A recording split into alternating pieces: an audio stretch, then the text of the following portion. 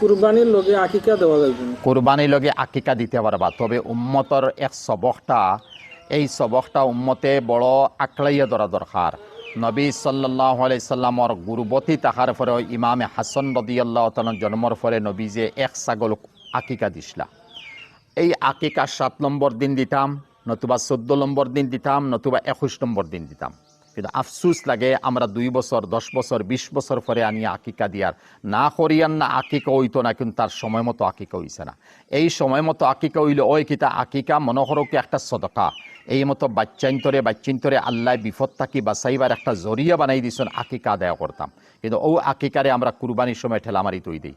তবে চেষ্টা রাখক একটা ছাগল দিলেই তৈ যায়। এক বাচ্চা এক ছেলে যদিও এতে 2 ছাগল দিতা আছিল, ফাড্ডানা 1 ছাগল দিলেও কুরবানি হয়ে যাব, আকিকা হয়ে যাব। আর ফারইনতে 2টা দিলা, ওলা গরুর মধ্যে 1 নাম দেখুয়া, নতুবা 2 নাম তো উত্তম দিতা বাচ্চার লাগে। আর বাচ্চি যদিও মেয়ে হয় তে তো 1 নাম দিতা।